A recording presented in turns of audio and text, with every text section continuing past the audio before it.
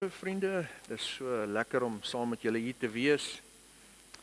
En is daarom nie meer so koud soos wat dit vroeër in die week was nie. So ons vertrou dat die Here vir ons 'n lekker heerlike dag sal gee.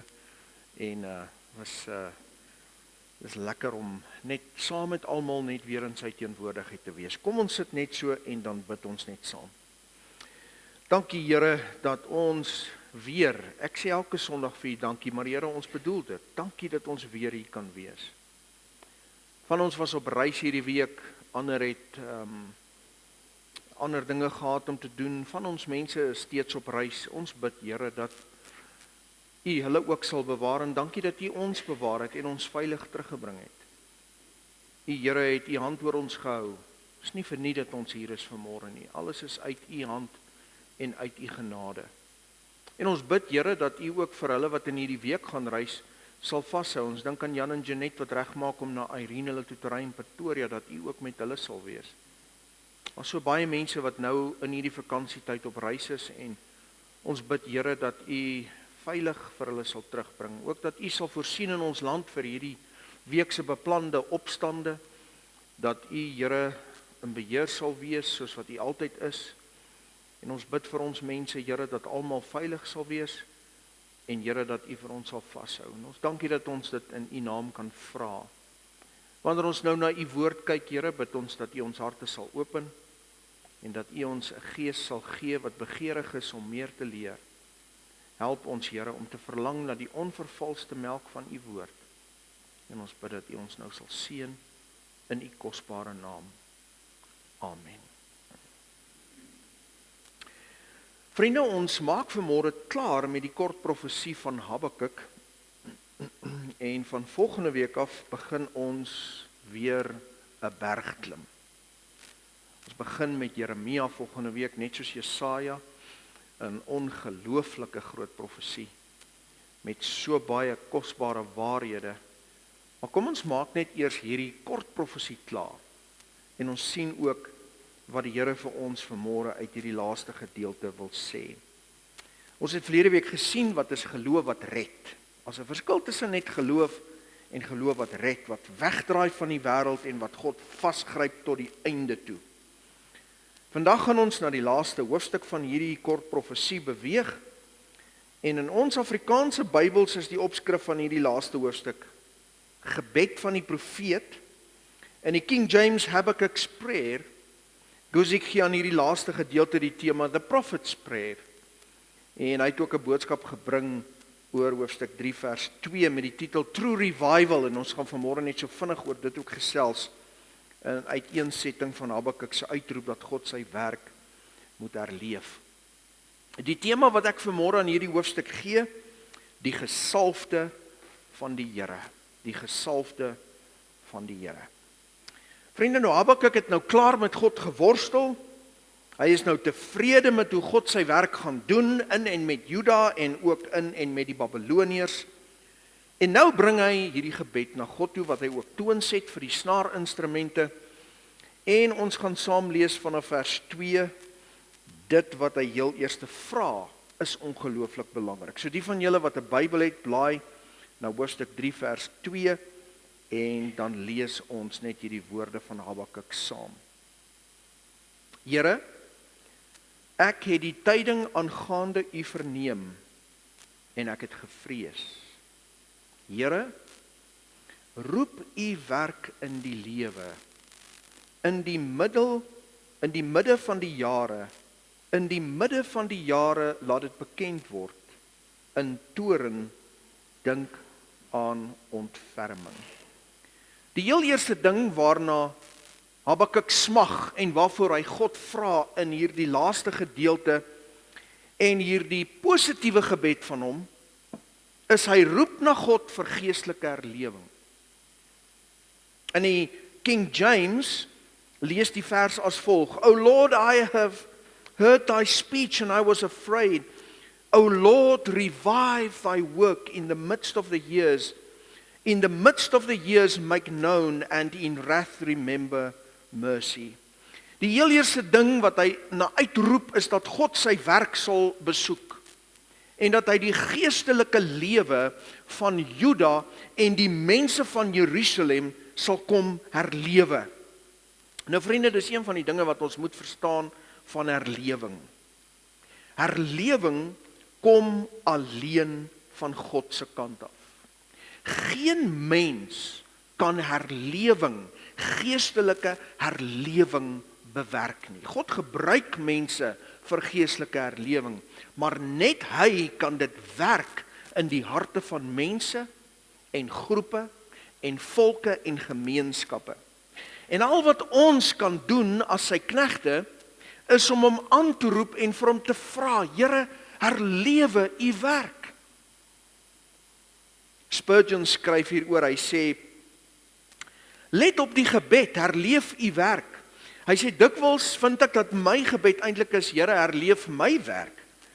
Maar ek moet eerder 'n hart vir God se werk hê, wat baie groter is as my ou klein gedeeltetjie daarvan. Herleef u werk, o Here, moet ons gebed wees, en ons moet vir God sê hy, as u herlewing meer nodig is in 'n ander deel van u werk, herleef dan daardie deel van u werk. Gee aan ons almal die seën, maar laat u doelwitte bereik word en u eie heerlikheid daaruit voortkom en ons sal tevrede wees al word ons dalk vergeet en bly ons onbekend. Daar moet 'n uitroep in die hart van die kind van God wees. Here, herleef u werk. Guzik redeneer dan verder en hy sê, tegelijkertijd moet hierdie ook 'n persoonlike gebed wees. Here, herleef my. Ons gee te gereeld vir die kerk die skuld vir sonde en luiheid en korrupsie, gebrek aan gebed, gebrekkige geestelike krag ensovoorts. Maar ons vergeet dat ons die kerk is. Bid vir persoonlike herlewing en ondersoek jouself. Spurgeon sê, sonder om die broeders aan te kla, lyk dit vir my dat as 'n mens kyk na die verantwoordelikhede wat op die kerk gelê is en die middele wat in die algemeen aan die kerk gegee is, het ons maar min vir Christus gedoen. Ons kan dus nie op verdienste staat maak nie, maar op genade alleen.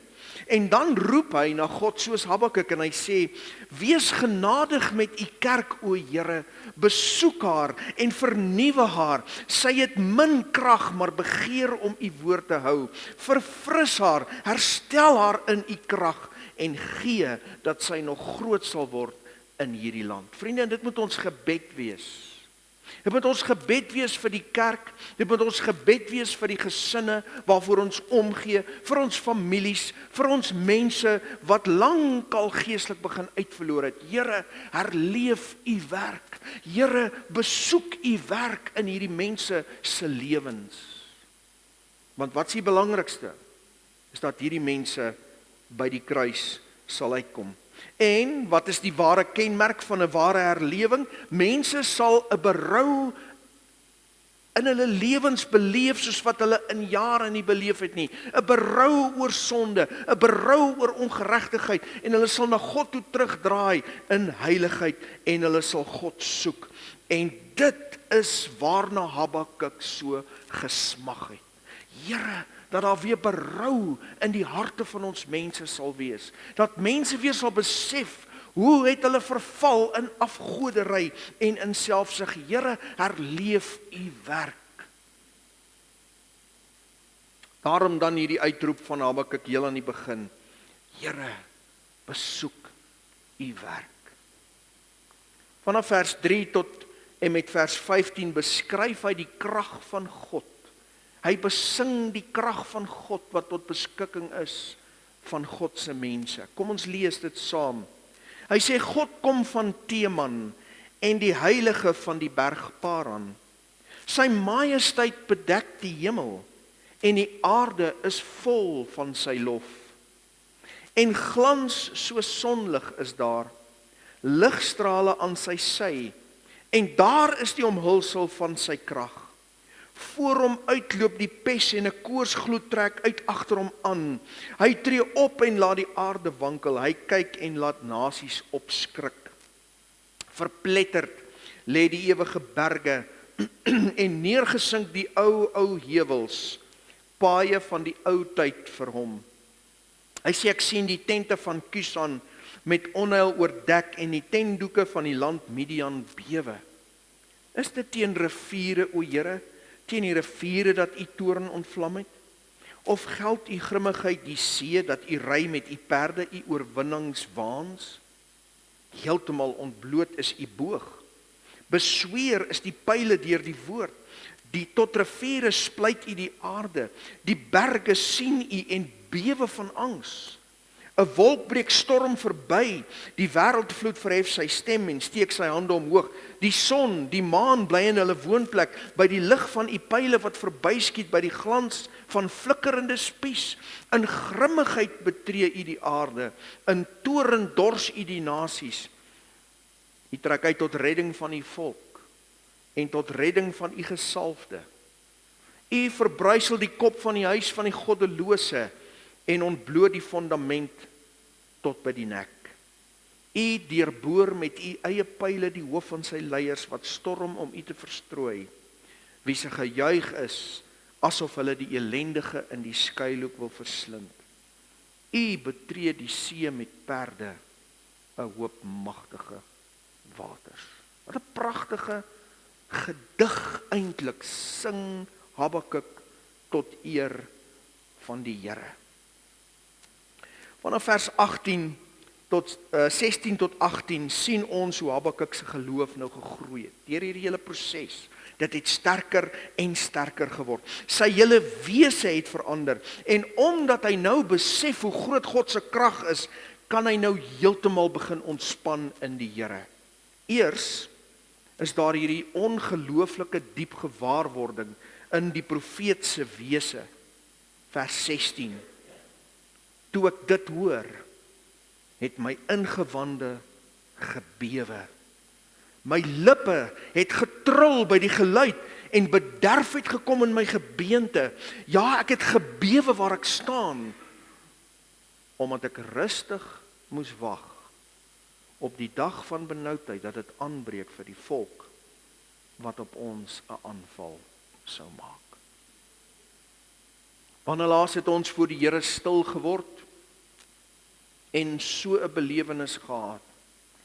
So 'n belewenis gehad van sy oorweldigende krag en majesteit, dat jou ingewande bewe en jou lippe tril by die geluid en daar bederf kom in jou gebeente en jy bewe waar jy staan.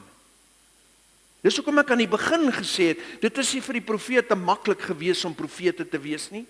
Hulle het ontmoetings met God gehad wat hulle tot in die diepste van hulle wese geskud het, dat hulle tril en bewe van angs.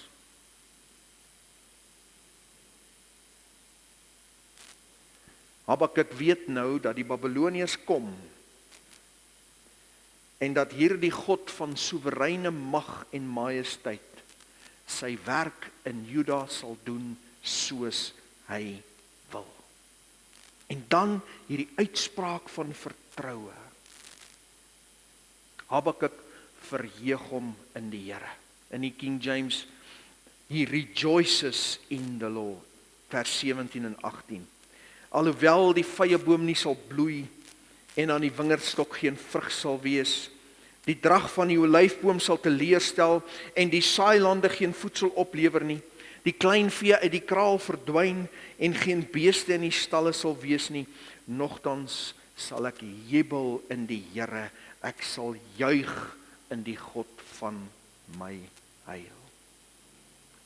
Hosea skryf, hy sê in die visioen sien Habakuk die platteland van Juda verlate nadat die Babiloniese leer daardeur is. En in die middel van hierdie amper volledige verlies kan hy steeds in die Here vertrou. Hy besef nou dat die majesteit en die krag van God nie verminder omdat mense deur beproewings gaan nie. Hy sê soms dink ons, Here, as U dan so groot is, waarom gaan ek deur hierdie moeilike tyd?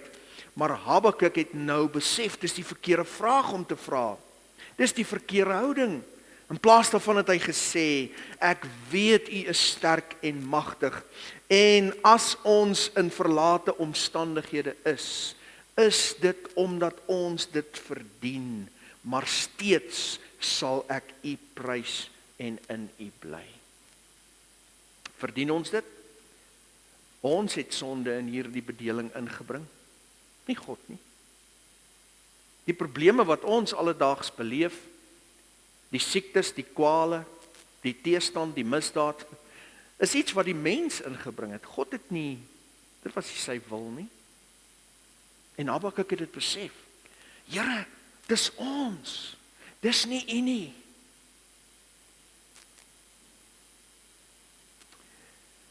Nou vir die eerste keer kan Habakuk die saak sien soos wat dit werklik is. God is sy krag en sy sterkte. En dan roep hy hierdie uit in vers 19. Die Here, Here is my sterkte. Hy maak my voete soos die van herte. Hy laat my tree op my hoogtes vir die musiekleier op snaarinstrumente. Habakuk kon hierdie eers behoorlik sê, nadat hy die gebed van geloof in die vorige verse gebid het. Hy het regtens nou verklaar, dat sy krag nie in vye of druiwebome of in landerye of in troppe vee lê nie, maar slegs in die Here. En dan sê Guzik ook, hy sê dit wat ons prys, dit wat ons lof gee, is gewoonlik waar ons dink ons krag lê. Hy sê ons moet die Here begin loof, en ons moet die Here begin prys, want dit is waar ons ware krag lê. Habakuk dink nou aan die ribbokke, wat teen die hoë heuwels rondhardloop. Nooit verloor hulle 'n vasdrapplek nie. Nooit val hulle nie. Vriende, ek het al daar by die mannekamp terrein op die plaas daar by my Shadadorp, het ek al gestaan en kyk hoe ribboktroppe teen 'n helling afhardloop, 45 grade helling, met die spoed wat jy nie kan begin om te verstaan nie, en nie een van hulle val nie. Want God het hulle so gemaak. En Habakuk sê, dis hoe God my maak, as ek aan hom vertrou. Somtyds moet ek vlug, somtyds moet ek hardloop, soos die ribbokke wat die persoon oor die bult sien kom en nou hardloop hulle, maar God maak my voete vas, sodat ek nie struikel nie en ek nie val nie. En met hierdie gedagte roep hy ook uit, hy sal my voetstappe ook vas en lewendig maak. Soos ek op hom vertrou, sal hy my nie toelaat om te gly of te val nie, en ek sal meer doen as om net stadig voort te beweeg. Ek sal met lewe en met vreugde rondspring.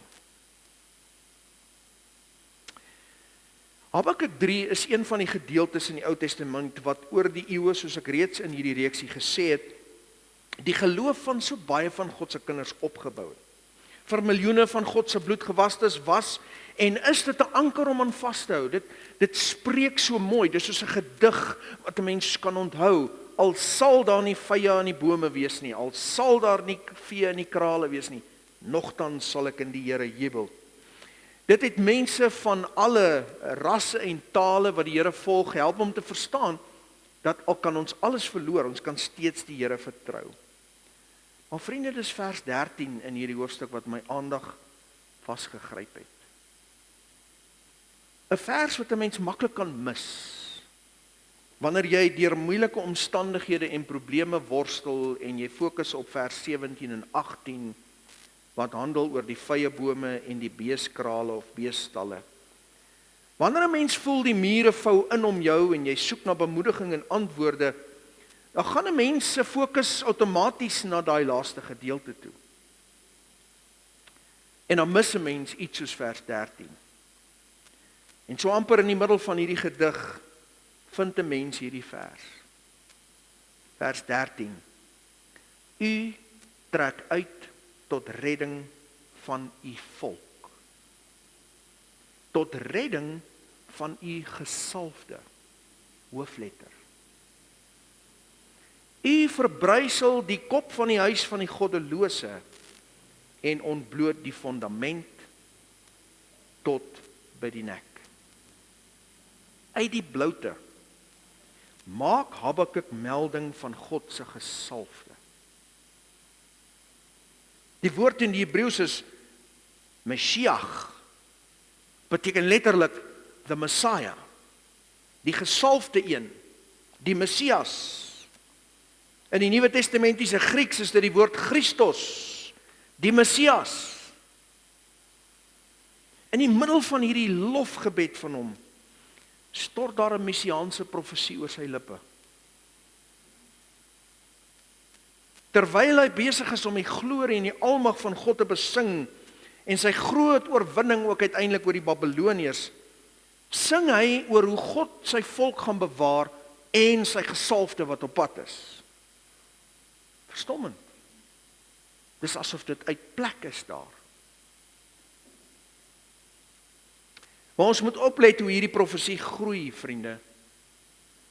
Eers vind ons Habakuk in sy mismoedige toestand daar in hoofstuk 1, aangaande die goddeloosheid van Juda. Hy fokus op sy onmiddellike, dit wat hy sien en beleef, en hy roep uit tot God vir antwoorde aangaande die toekoms. En God antwoord hom. Hy sê die Babiloniërs is op pad. En dis wat gaan gebeur. En nou verskuif sy fokus effens verder. Bietjie meer uitgebrei, bietjie verder in die toekoms in, en God se groter plan met Juda en met Babylon. Maar dan, in hierdie derde gedeelte, ontplof sy fokus na die glorie van God en sy groot uiteindelike plan in die verre toekoms. Skielik sien hy nie net hoe God sy volk behou nie, maar hoe God sy gesalfde behou. Nou vriende, gesalfde mense was in die Ou Testament net een van 3 tipes mense. Of hulle was priesters, of hulle was profete, of hulle was konings. Net daardie 3 mense is gesalf in die Ou Testament, daai 3 posisies. Die Messias sou al 3 wees. Die volmaakte hoëpriester, wat vir ons in die heiligdom sou ingaan en 'n ewige verlossing teweeg sou bring. Die volmaakte profeet uit wie se mond die woord van God gekom het, want hy is die woord. En die volmaakte koning wat vir ewig in geregtigheid gaan regeer. Habakuk sê dit nie direk nie. Maar ek wonder tog of God nie aan hom profeties iets groots hier gewys het nie. Iets aangaande die Here Jesus en sy uiteindelike oorwinning oor alle boosheid. Waarom die skielike melding van God se gesalfde? Luister weer na die tweede gedeelte van vers 13. U verbrysel die kop van die huis van die goddelose en ontbloot die fondament tot by die nek. Die Hebreëse woord vir kop is roshe. Dit beteken captain, principal or ruler. Die Hebreëse woord vir huis is bayith en dit beteken huis, house, kan ook wees dungeon, kan ook wees palace, place, prison, tempel. Fondament is die woord fondament, die sterkste gedeelte van 'n gebou.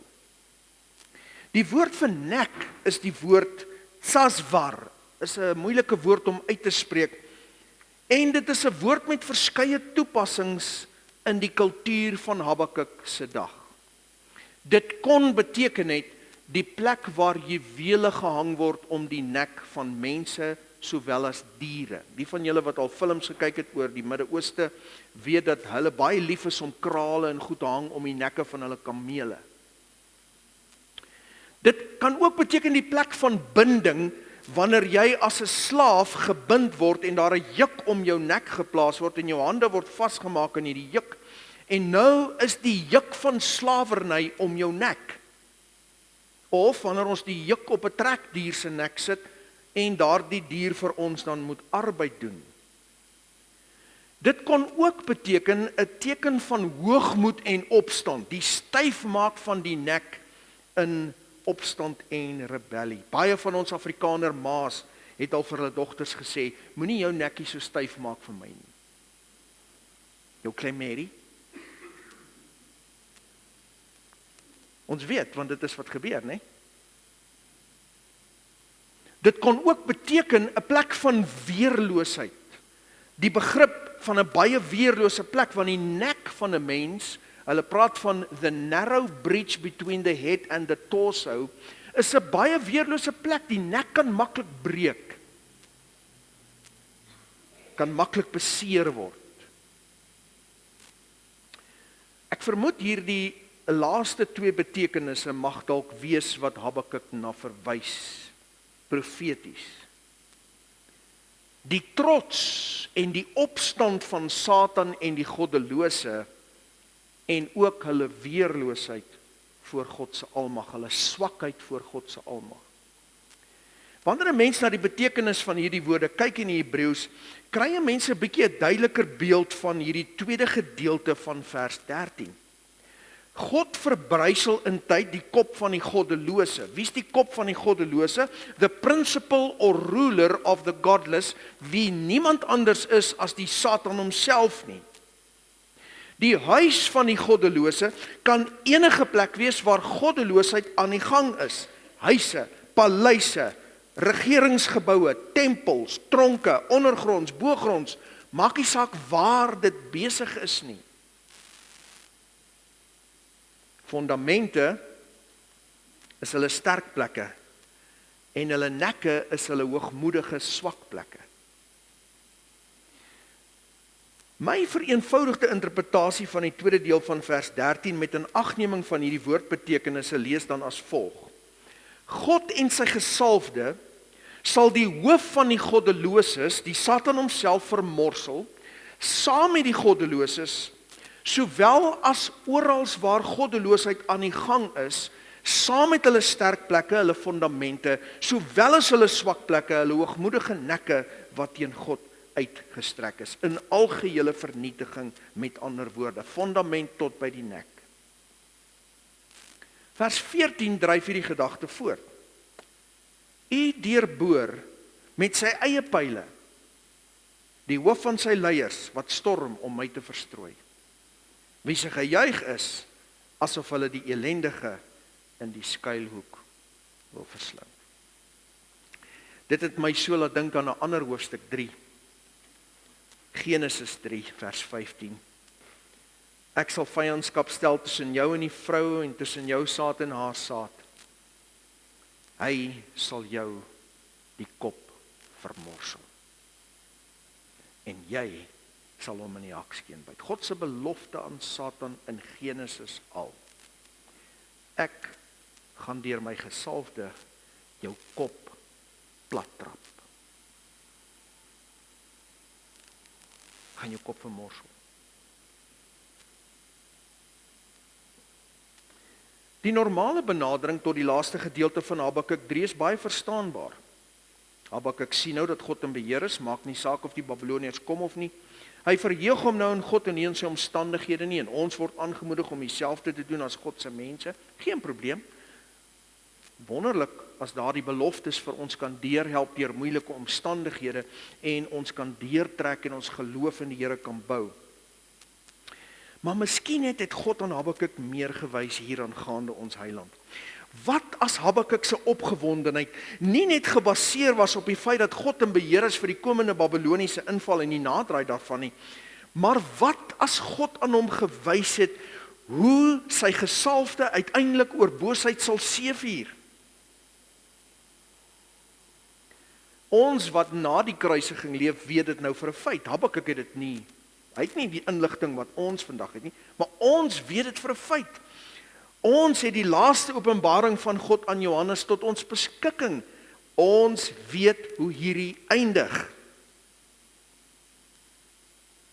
Miskien het God nie aan hom gewys meer as die voor die hand liggende nie. Miskien was sy vreugde net daarin gesetel dat God in beheer sou wees vir die komende Babiloniese inval. Ek twyfel egter, waarom sal hy melding maak van God se gesalfde? Maar ons vriende, ons weet veel meer nou. Ons weet, ons wat die voorreg het om te weet hoe hierdie bedeling eindig. Ons wat weet wat se absolute oorwinning ons Heiland oor die Satan en sonde behaal het aan die kruis. Ons wat nou weet dat die Here Jesus gaan terugkeer en die Satan gaan bind vir 1000 jaar. Ons wat nou weet dat hy uiteindelik daarna in die poel van vuur gegooi gaan word, om nooit weer die mens te kan pla en verlei nie. Ons wat weet dat die vloek opgelig gaan word. Ons wat weet dat daar 'n nuwe hemel en 'n nuwe aarde op pad is. Is dit nie waar ons vreugde behoort te wees nie? In ons Here Jesus, maar ook in dit waarmee hy vir ons besig is, die wonderlike toekoms wat wag. Wat 'n wonderlike hoop en bron van vreugde, as dit ons bron van vreugde kan begin word. En wanneer die lewe dan gebeur, terwyl ons nog onder die vloek van sonde moet wees, en dit sal gebeur, kan ek en jy mos dan verseker weet, this is not it. Hierdie is nie die laaste woorde in hierdie verhaal nie. Die kop van die huis van die goddelose sal verbrysel word, en dit wat wag vir 'n bloedgewaste kind van God sal absoluut volmaak wees. Foutloos perfek. Soos net God dit kan doen. Elke keer as my motor breek en ek weet, daar wag 'n toekoms op my waarin ek nie 'n motor gaan nodig hê nie. Want my verheerlikte liggaam wat die Here Jesus my op daardie dag sal gee, sal wees soos sy liggaam, en dit kan beweeg teen die spoed van lig, tussen planetêre stelsels, deur mure, maak nie saak nie, want dan beweeg ons soos God en sy engele beweeg. Wie gaan 'n kar nodig hê? Dink jouself in, die nuwe Jerusalem, 'n stad 2400 km lank, 2400 km wyd, 2400 km hoog. Hoe kom jy van onder tot bo met 'n verheerlikte liggaam in 'n oomblik? Jy vat nie 'n Uber nie.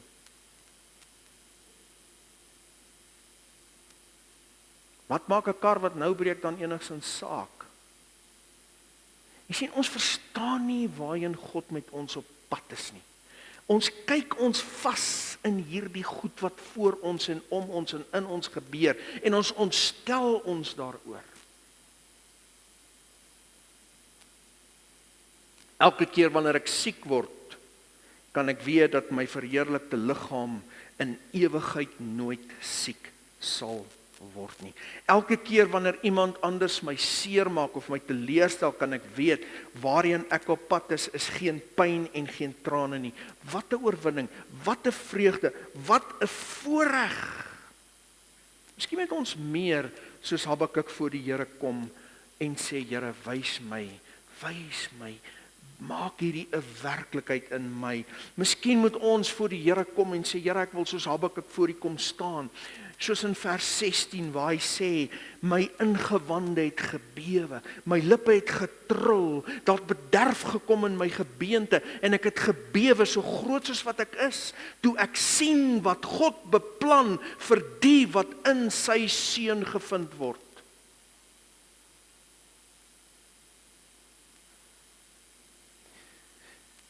Ook ons moet rustig wag.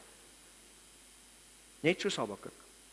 Rustig wag totdat hierdie kerkbedeling deur God op sy tyd tot 'n sinvolle einde gebring word.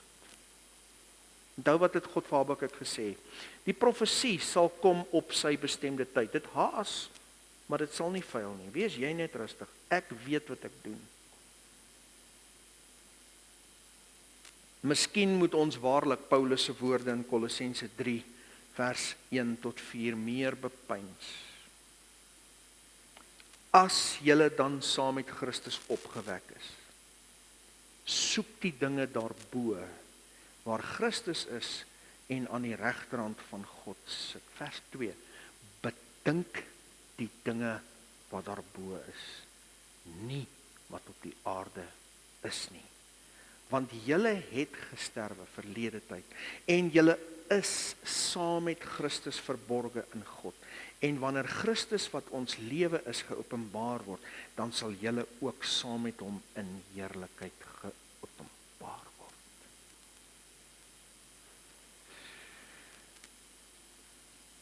Miskien is dit net ek. Maar ek sit baie keer en dink oor hoe dit gaan wees in die 1000 jaar van vrede. Hoe gaan dit wees in daardie stad van God? Suiwer goud, deurskynende goud. Hierdie ongelooflike stad waarin God se mense gaan bly. En dan vervaag die goed van die wêreld so 'n bietjie in die agterspieël. Ek dink ons bepeins dit te min. Ons is te veel besig met dit wat ons hier beleef. En ek sê nie daarmee ons moet nou met ons koppe in die lug begin lewe en ons beteken niks op die aarde nie. Ons het mos in die ou dae gesê, some people are so heavenly minded that they are of no earthly good. Nee, ons moet nog steeds hier werk in God se wingerd. Ons moet met ons voete op die grond wees. Maar ons moet meer die dinge bedink wat op pad is vir ons, sodat ons opgewonde kan word daaroor. En wanneer die kar breek, en wanneer daar siekte is, en wanneer daar pyn is, en wanneer ons mense verloor, sê Here, dankie dat ons weet, ons is op pad na hierdie plek wat U deur U gesalfde vir ons voorberei. En dis ons vreugde. Dis ons hoop. Kom ons bid saam. Here, dankie dat ons weet, U het gesê, ek gaan om vir julle plek te berei, en as ek klaar is, gaan ek terugkom om julle te kom haal. En soos Habakuk weet ons, Here, ons weet nie watter dag dit sal wees nie, maar ons weet U kom verseker. Ek bid dat U vir ons sal help om die dinge te bedink wat daarbo is. Help ons, Here, om so te dink oor hierdie dinge dat ons in ons ingewande begin bewe. Van opgewondenheid. En sê, Here, kan nie wag. Kan nie wag om dit te sien nie. Kan nie wag om U aangesig te sien nie. U stad te sien nie, die werk van U hande, die volmaakte werk van U hande, en dit wat U beplan vir U bloedgewas is. Ons aanbid U, Here. Ons dankie dat U ons geroep het uit die duisternis tot in U kosbare en ewige lig. Gee ons krag om aan te hou, Here. Gee ons die geloof om aan te hou. Ons vra dit in Jesus se naam. Amen.